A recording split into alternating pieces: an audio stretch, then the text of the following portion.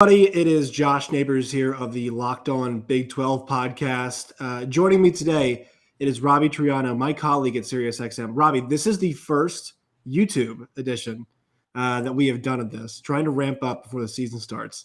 So you should. We work in radio, so now everyone can see our face. So yeah, our faces for radio have been ruined. Yes, the reason we were in radio. We have faces for radio. This is radio's a visual medium, as they say. The thing for us is it's really interesting. So we both work for the Big 12 channel. Obviously, I do this on the side too, and you every single day are crafting a 2-hour radio show for all about the Big 12 conference. And it's obviously been a really weird summer for us.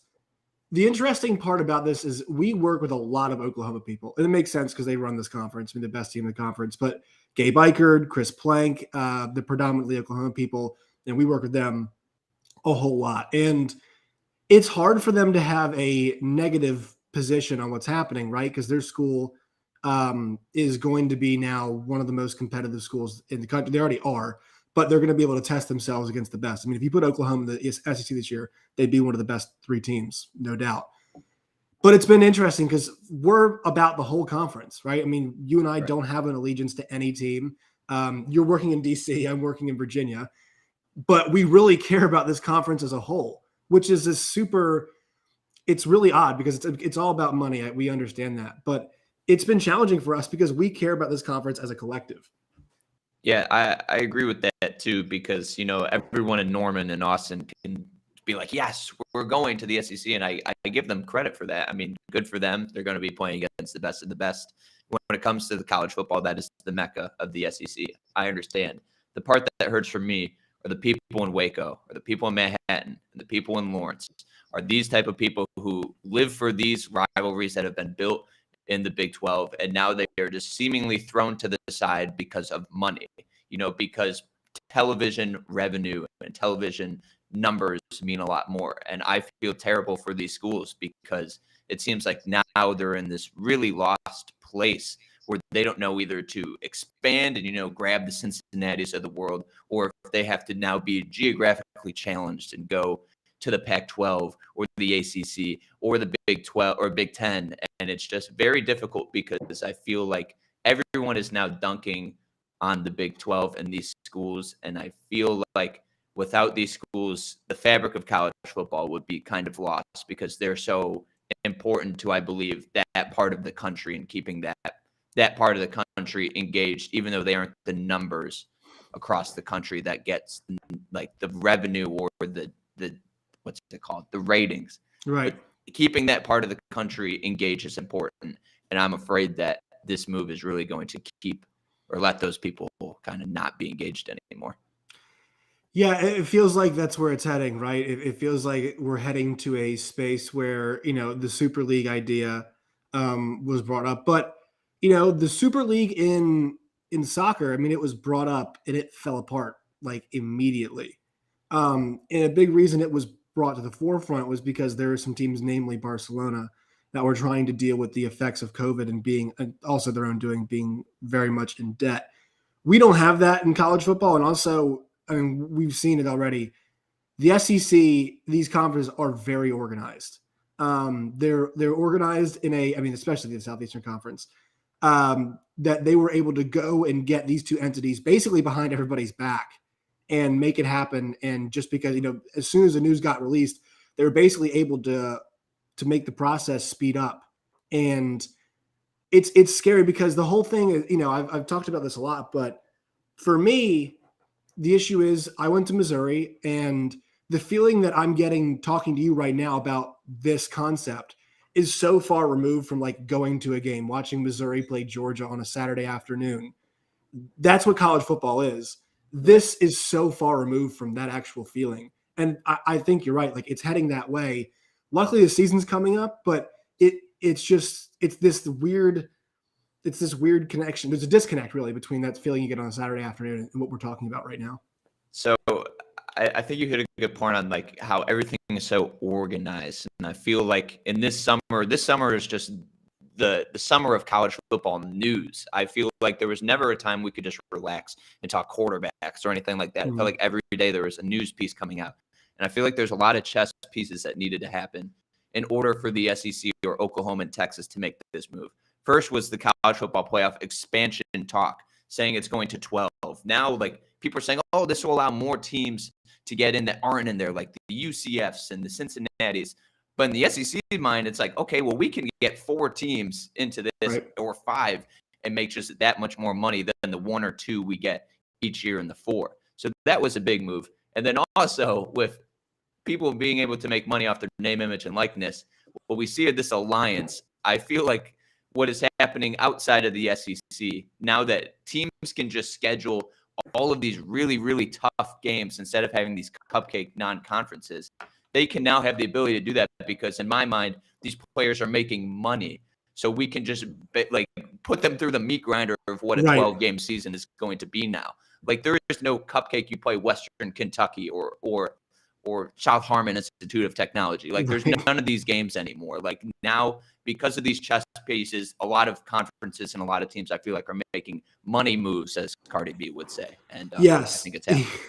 Yeah, and to me, I think those games are important where LSU plays Southeast Louisiana, right? Because those are games that pay for those programs' entire seasons, right? I mean, that's and even at the higher levels, like, I remember I went to a Marshall Virginia Tech game a long time ago, but that game paid for Marshall's season, and why would you schedule, I mean, if you can make as much money as possible scheduling whatever, and I think the scheduling alliance is going to do. I mean, actually, this is kind of the next piece of it, right? If you do a scheduling alliance, which we're seeing right now happening with the ACC, the Big Ten, and the Pac-12, you're then knocking out more opportunities to play those games, right? I mean, it's if you go 9 conference and 2 scheduling alliance games, you've got one game left. And if you're a team like a USC, right, that game's going to Notre Dame. Stanford, same kind of deal. You're going to play those kinds of teams, some rivals that you might have in the ACC, right? That game's going to go to South Carolina's going to play Clemson. Georgia Tech's going to play Georgia. So you're going to have that happen. And that's the problem, is that, like, there are people across this country that went to Marshall, that went to Kansas State. And like you talked about, like, we can't act like those people don't matter. Like, there are people out there who are happy about 7 and 5 seasons where their team goes to the Liberty Bowl or the Idaho Potato Bowl. There are people who like that, and it's important to them. And so I understand it's a business, but at the same time, it's like, what are we doing this for? Like, do we care about the integrity of the sport, or do we really want it to be the Champions League of college football? Because here's the thing. The big thing about those matchups is they're big, but if you keep playing them over and over and over again, how important are they if you're just going to have Alabama Clemson? Like, Alabama Clemson last year started to feel like Warriors Cavs, right? Where it's just, that's what it felt like we were heading towards, Alabama Clemson. And what they met in 3 national championships, 2 or 3 of them. Right. But that they become less special. That makes sense. No, I totally agree. And this, I don't know, a lot of comparing to the NFL from what college football is happening. And, like, I think it's cliche, but I also think it's very true, because I think a lot of people, and especially the people in the SEC, are like, people will want to see these games. People will want to see, Georgia versus Texas or Georgia versus Oklahoma. And if you look at, the diehard college football fan, they will want to watch that game. But my point is, I think because fandom in college football, you are aligned to your team. I'm a Michigan State fan. I will watch that team. If they are not doing well, I'm not really going to tune in. So the fact that they are relying on a fan like me, a casual when it comes to, I'm a diehard college football fan because I work in there, but most people do not watch college football all the time. Like, this move for the SEC is wanting a lot of diehard fans to watch the SEC. Let's say if they're an ACC fan, they want them to come to us. And I feel like if you eliminate the Kansas State markets or like the Marshall markets or any of these group of 5 markets, because they are now being squeezed out of any of these scheduling deals, you're going to lose these fans. Like, I don't think they are going to be as involved in college football if they have no reason to care, if their team has no shot of doing anything. So that's where I feel like this move for everything to be centered around, hey, tune into SEC football. I have no reason to care about Georgia. Unless they have a good talent, I have no reason to care. I have no geographical alliance to it. I have no fandom to it. So I feel like, I'm very scared about where college football is going to head if we don't value the Kansas States and we only value the Alabamas of the world. But I think the Big 12 is a really great example of this. Think about the last 12 years in this conference. Kansas State has challenged for a championship. I'm not sure I keep forgetting who's won. Baylor has won at least a share of a championship, right? I mean, we saw them in the championship game recently. West Virginia came really close a couple years ago to playing for a Big 12 championship game. We've seen Texas and obviously Oklahoma. We've seen TCU. We've seen Oklahoma State. And so this is a conference where, we always I'm forgetting now, Iowa State, right? I mean, this is a conference where because of the way things cycle, it's been really competitive. And, ESPN pays for the rights to the Big 12 championship game.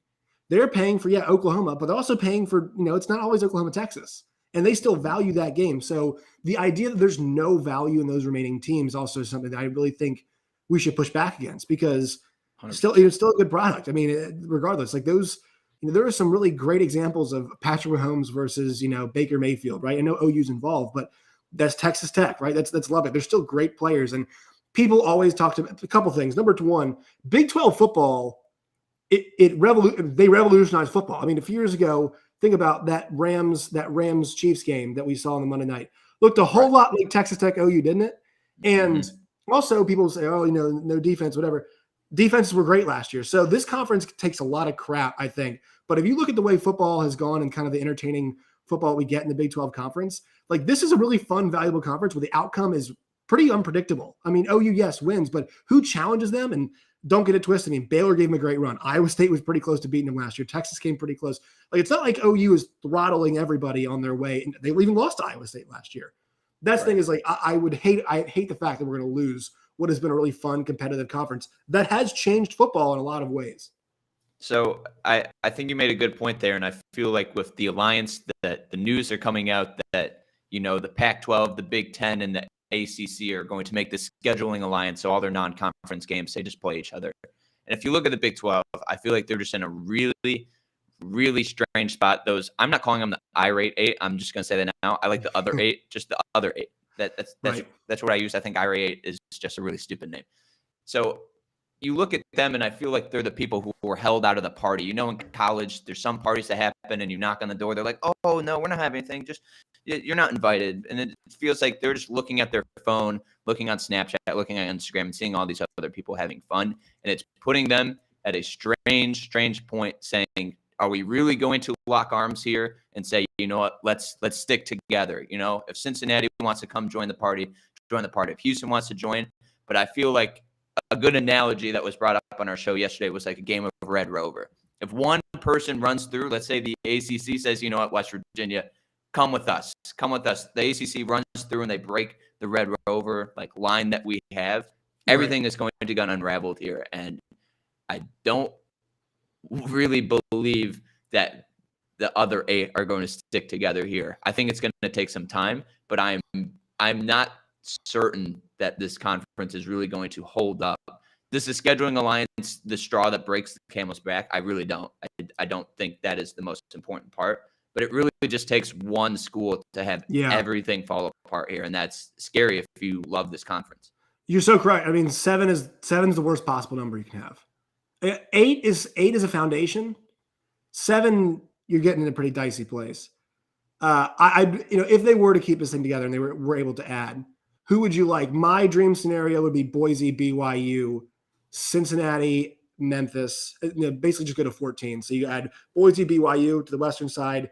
SMU and Houston are your Texas teams, and then you add Cincinnati and Memphis on the more towards the eastern side. And look, all those schools would be competitive. Boise maybe not as much, but in basketball. But all those schools would be competitive in football, and 5 of the 6 would be competitive in the Big 12.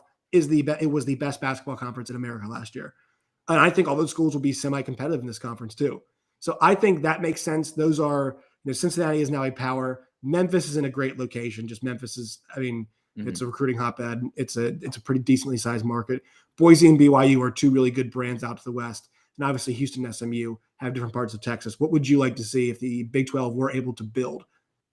I think you hit a great point there at those 4 teams. I don't think Memphis will get added.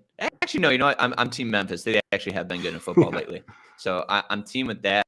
If the Big 12 wants to stay, you have to grab Cincinnati, and in Mhm. some point, I feel like that has to be a must. If BYU decides to join a conference, awesome. I think that would be great, especially with the religious ties that this conference does have Right. with TCU and Baylor. I feel like whatever, but I think that is the route that needs to happen. But that relies on a lot of things to Mhm. happen in order for it to make sense. And man, Bob Bowlesby really went from, making sure everything happened with the season to making sure the college football playoff expansion was happening.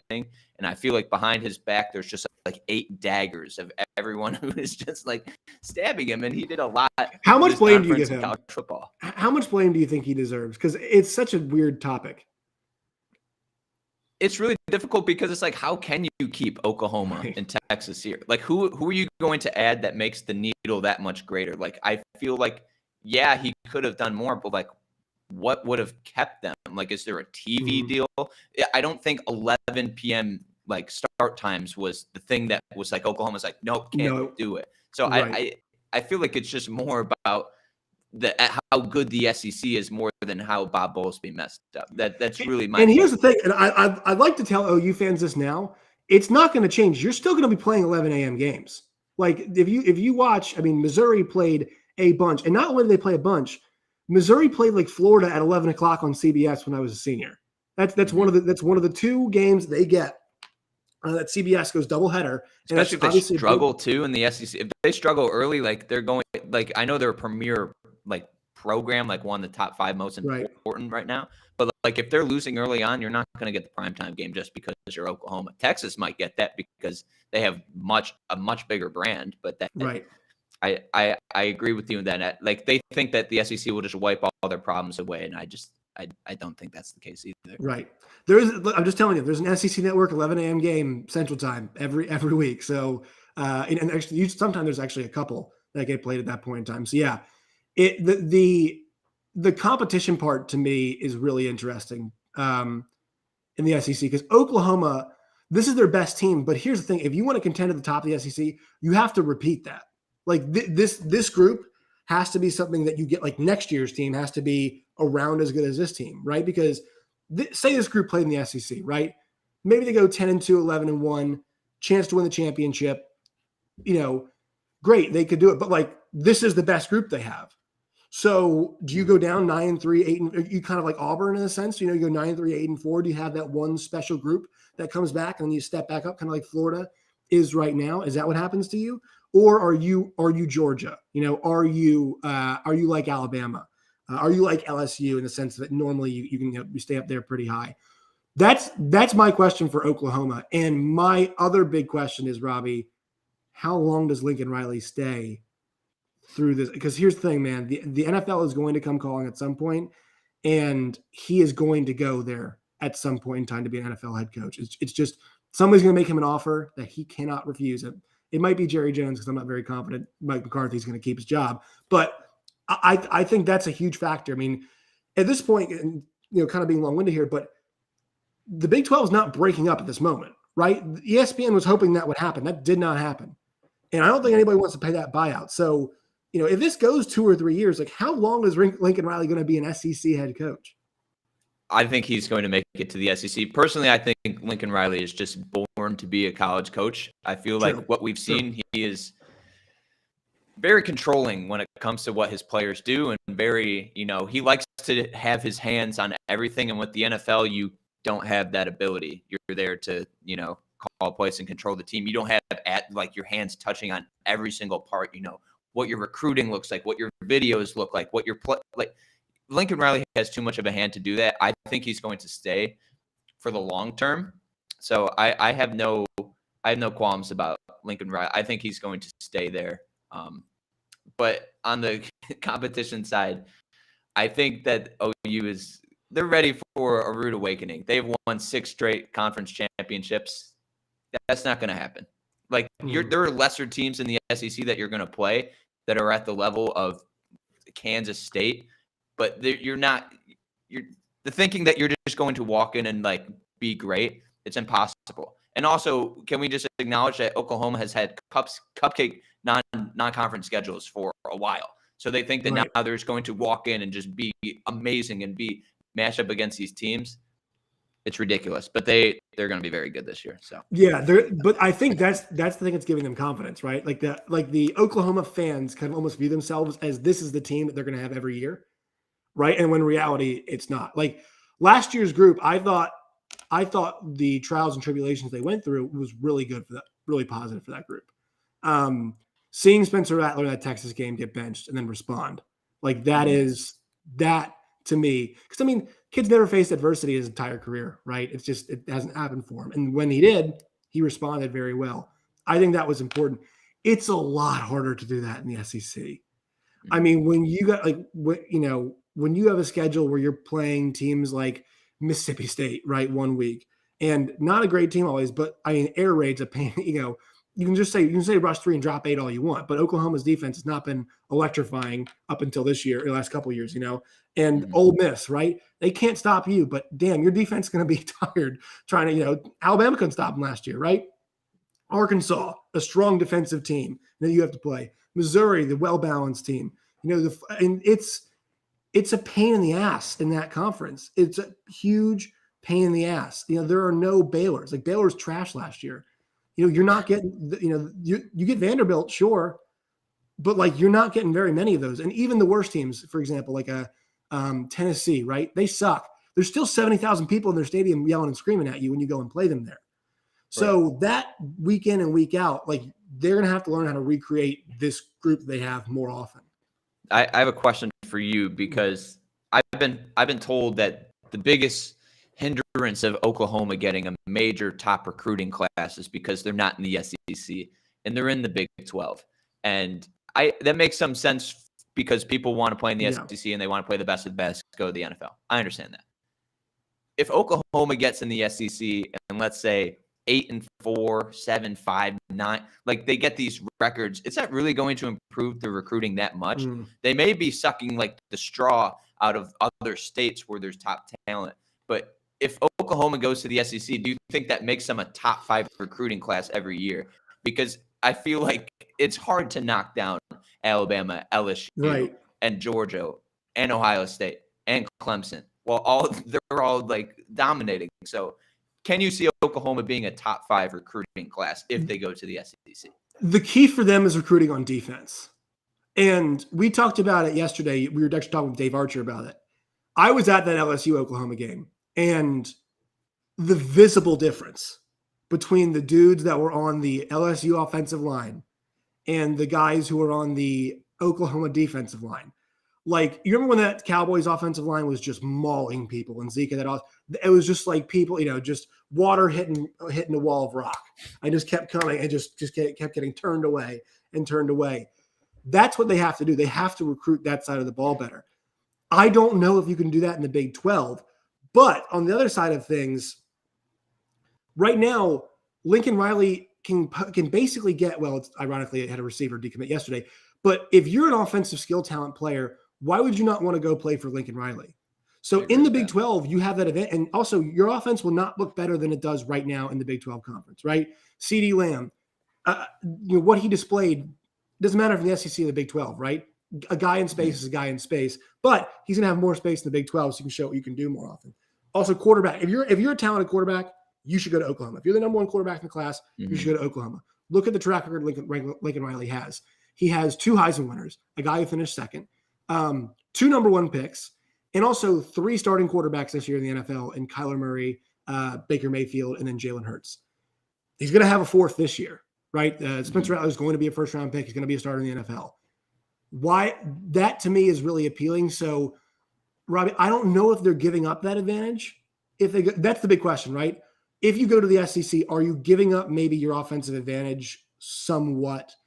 But I do think this is going to help them because, like, a great example of this, they kill it in St. Louis. Missouri has been the kid that just decommitted yesterday. Missouri has a chance to flip him, but a majority of the time, OU comes in. Actually, Ronnie Perkins is a great example. His brother Ronell plays for Missouri, but Ronnie's a St. Louis kid. Ronnie wanted to go to OU, so now they have that trump card, right? Missouri's only trump card over Oklahoma was we're in the SEC. And Eli Drinkwitz even said so. But Arkansas, Oklahoma, A&M all just lost that advantage. It's gone now. So I'm not a recruiting expert well enough to know, but I think Oklahoma knows that they have to get stronger on defense. And I don't know if they can recruit kids at that super high level to come try and play against the space and pace of the Big 12. I know they had a really good defensive year last year, but I don't know if you can sell kids on that, especially because Alex Grinch is not long for Oklahoma. He's going to leave. So that's a good point too. And in my mind, I'm just thinking like Nick Saban is sitting somewhere. He's reading a newspaper because that's how I imagine he doesn't read Twitter. He just has his newspaper and he sees OU Texas to the SEC. And I feel like he just like looked at a calendar and flipped 5 more years. And he's like, yeah, I can do that. Because I feel like in him, he wants to beat them. And also, I don't think it's an accident that he said Bryce Young can make $1 million off his name, image, and likeness. I feel like that's 100%.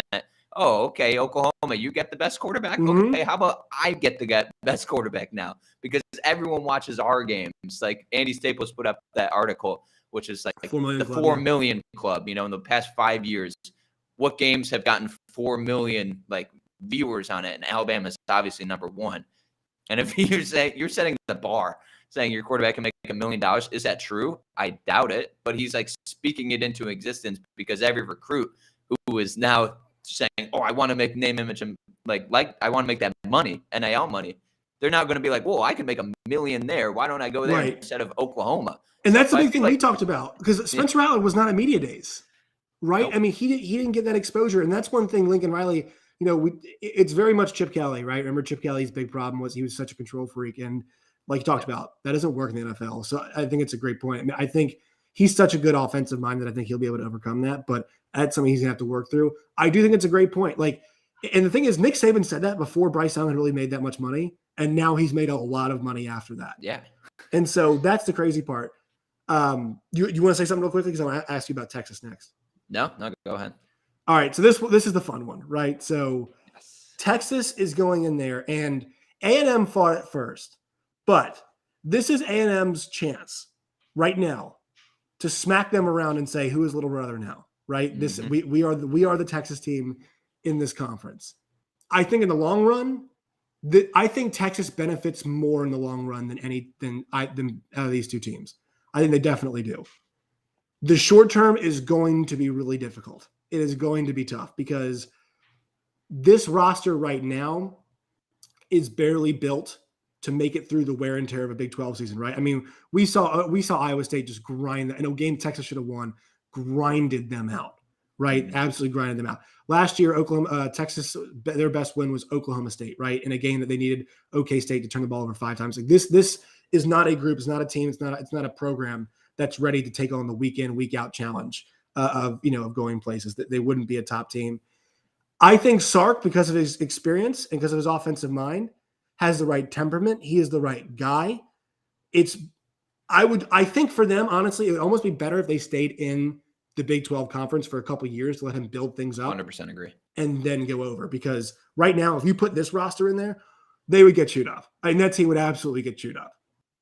Yeah, no, I completely agree. And when it comes to Steve Sark, these next couple years are important because if today OU was in the SEC, they have the momentum. They have that success to go behind them. Texas has nothing.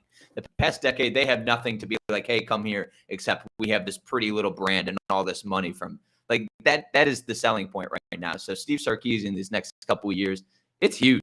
It is huge to go into the SEC with that advantage. And you're right. If Texas was in the SEC, or when they do get there, they have the most advantage over everybody. Like the reason they don't get the top recruits, even though they're a top 10 recruiting class every year, is because the kids want to play in the SEC.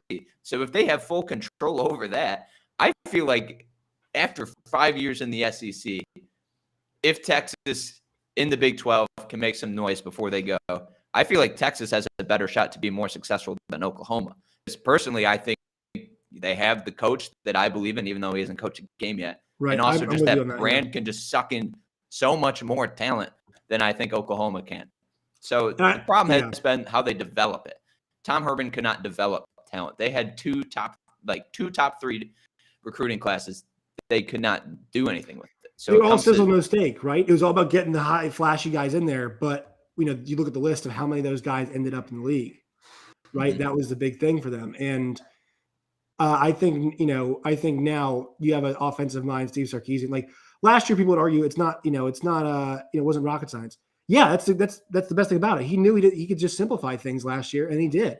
And right. he exploited every ounce of talent that he had on that team. I mean, you go back to that Florida game and you watch, and it's like Florida's defense was bad last year, but it's like 8 yards for Najee Harris, 12 yards for Devontae Smith, right? I mean, it's just Mhm. the balance. It was so incredible. I think he knows how to utilize talent. And I think the one thing key for Texas fans here is like just be patient because he does not have neither quarterback is one that he wants, right? And that's the Mhm. big thing for him is his relationship with the quarterback, right? How does that foster and grow? And this is I can tell that you can really tell. You and I have heard a lot of him speak. This is a real challenge for him. Like he's having a very difficult time because he clearly is not satisfied with either option that he's got. Yeah, I don't think it's going to be great for them. I'm not very high on Texas this year personally. I'm I with think a you. lot of stock is put on Bijan Robinson to put everything on his back. I don't think that's fair. I do not think they have the offensive weapons to really, utilize that Stark offense that we've fully seen.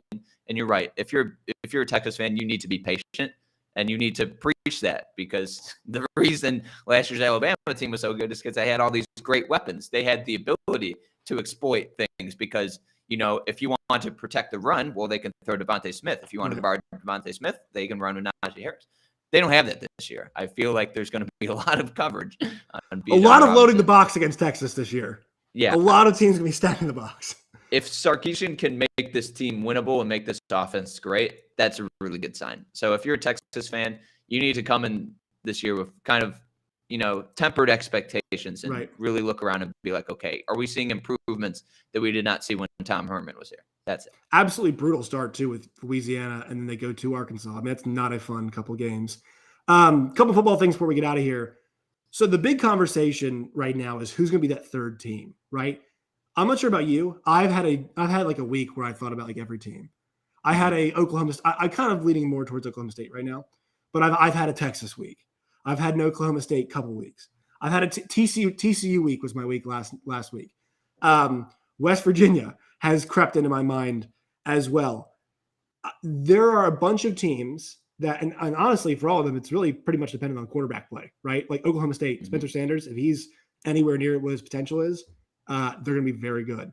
Same thing for if Max Duggan can somehow, throw a 10-yard slant route and get some intermediate passing game in there, and then also to West Virginia, Jared Diggy was benched in a bowl game last year, right? This is a guy that needs to be more consistent, but all three of them in this conference have the infrastructure, I believe, to upset the apple cart. And hey, who knows? If TCU's defense is solid and the run game's good and Max Duggan develops some, and they pull off an upset of Iowa State, they could find themselves in the Big 12 championship game. Like it feels like we're so set on Iowa State and Oklahoma that we need to evaluate who that third team could be. And honestly, think about because one of those teams is going to succeed. It really feels like. And one of those teams at their top level, what does that look like against an Iowa State, right? Or an Oklahoma on a bad week? That's kind of my big question. How are you feeling about that number 3 position team? The number 3 team for me is Oklahoma State. I have them there. And when I look at it's for me, it's between Oklahoma State, Texas, and TCU. And right now I'm not going to believe in Texas that much. So I'm just going to compare Oklahoma State and TCU. Mm-hmm. What advantage does Oklahoma State have over TCU? Well, I think they have a much better offensive line this year. I also think they have better weapons, even though I think Quentin Johnson and Zach Evans are going to be a beast for TCU. And I do like the quarterback more than Spencer Sanders. But when it comes to the defense, when it comes to the coaching, I feel like Gundy has shown how consistent he can be over this past decade, and Gary Patterson has not. If I were to put my faith and put my money on a coach, I would put that on Gundy. And I really do like this team. Am I the biggest fan of Spencer Sanders? No. Do I believe he's going to be better? I sure hope so, because I don't know how you can be much worse of holding the football unless. So yeah. For me, it's Oklahoma State, and I feel like they had so much pressure last year, and last year was a wonky year. They had injuries from hell on that offensive line, but this is the year I feel like for them to actually show that they can compete against these two. And man, there's a game I'm looking forward to this year, and that is Oklahoma State. Not even, I think it's going to be more competitive than last year because Oklahoma killed them last year. But in terms of what that atmosphere is going to be like, ooh, baby, I like that. I think for me, Oklahoma State, it really was so unfortunate because that was their year last year, and they don't get a spring for a quarterback who desperately needed a spring, right? And he's battling injuries and he's inconsistent. And that OU game was an encapsulation of so much, and the Texas game too. I mean, they put it on Texas with the offense, right? I think 500 total yards of offense in that game, 5 turnovers, I believe is what it was. And but here's the other thing too, and this happens in sports all the time, right? Washington Nationals, great example of this. Washington Capitals, great example of this. Teams eventually get over the hump when you kind of least expect it, right? Pressure's off Oklahoma State this year. Everybody's talking about Iowa State. Everybody's talking about OU. Oklahoma State lost Chuba Hubbard. They lost Talon Wallace. They lost Tevin Jenkins, right? And this is now a group that's pretty experienced on defense. I'm a huge Colby Harvell-Peel guy. I think he's a fantastic player. And I think with a full spring, like I don't think Mike Gundy's blowing smoke on Spencer Sanders. I mean, I think if he wasn't where he needed to be, we'd hear him publicly challenging Spencer Sanders to be better. But he's gotten we heard about the scrimmages they have, which I don't think will be legal in a couple of years here with the scrimmage rules. But they repped a lot. So I'm with you. I think gun to my head, it's like Oklahoma State has a really awesome chance to be that third team. And I'm looking forward to that game they have against Boise State, I think, on the road. That'll be a good test for them early on. But to me, when I watch Spencer Sanders, like he has got a cannon. He's athletic. He just needs to take care of the damn football. Like it's really frustrating because you can see it in spurts where he just, I hate it when guys in college throw balls to the outside, if they're on the right hash, basically throw a ball to the left hash and only get like 5 or 6 yards. I don't mind him doing it because he throws it like a missile. And that guy can put a lot of velocity behind the ball, and he's really talented. But let's hope he's making those adjustments that Mike Gundy talked about. Last year was a weird year. I think we're going to see a much more confident Spencer Sanders, and I really do think they're going to have a chance. Now, they do have to go 2 Ames, I believe, against Iowa State, but they're going to have a chance, and I think they're pretty pissed off, this group is, about what happened in Stillwater last year, or it happened in Norman, that in Stillwater, they're going to be much more motivated, and I think that game's a lot closer. Yeah, I'm with you. So I love TCU too as well. It is just the consistency factor with them. I think Max Duggan is the 3rd best quarterback in the league. So you disagree with my rank? Did you see my rankings? I had him 6. Oh, okay. So yes. I love Max Duggan. I think his ability to run the ball, and he's just like, if he has time, he is a very, very, very good passer. And I feel like he has, in my mind, a top 5 weapon this year in the Big 12 in Quentin Johnson. That man is massive. He's an absolutely massive human being. And I feel like now that he has the ability to have, I hope, a better offensive line and Zach Evans in the backfield, that opens up a little bit of his ability to sling it. So I'm team Max Duggan as well. A team I cannot get a handle on, though, is West Virginia. Yeah. I can see them making this huge stride, or I can see them being at the bottom of the league. For me personally, because I don't know, on defense they've lost a lot. I don't know really receiver-wise who is going to step up. Like they have Letty Brown, but for me, which is so weird, right? Because we're so used to saying these West Virginia receiving cores are awesome. Yeah, and it's a team I think for me they could go the most polar in this league. I think they could either be a top 3 team, and I think they could be a number 8, number 7 team in this conference too. That's a team that a lot of people, Gabe Eichert on our show has them number 3 or number 4 in our league. I believe number 3, which is, I mean, like, whoa. Yeah, I think I don't know if they're going to get there. The quarterback play just can't trust. And the wide receivers, and it's a problem TCU had, right? Those guys don't get separation. West Virginia had a gigantic drop problem last year. Abysmal drop problem. So, but it's fun because, I mean, those teams also, they're getting votes. Like TCU, Oklahoma. I thought Oklahoma State should have been ranked, to be honest, heading into this 100%. Year. West Virginia. And I know Gabe, and people love Neil Brown. I think he's a good coach. There was some rumblings that he might not wanted to stay at West Virginia before and they give him an extension. I think he's a very good coach because where he took that program from in the spot and where they're at, they're showing steady improvement. But I'm like you. I think as the personnel they lost, I'm not really positive on defense. Like their defense was awesome last year. That Texas game was a great example. I mean, they should have won that football game. But they had a couple games they got boat raced too. So they've got to be more consistent on offense and just find that West Virginia. It was a Baylor game that was a couple overtimes, I think, too. It was a weird, wonky game. They've got to be more consistent with what they got. I'll give you. I'll let you know my rankings really quickly, and it's the last thing and get you out of here. So I had Rattler 1, 2 was Purdy, 3 was Sanders because I just think his upper level is just it's really there. 4, I had Skylar Thompson because when he's healthy, he's really. I mean, he's got a really solid body of work all the way around.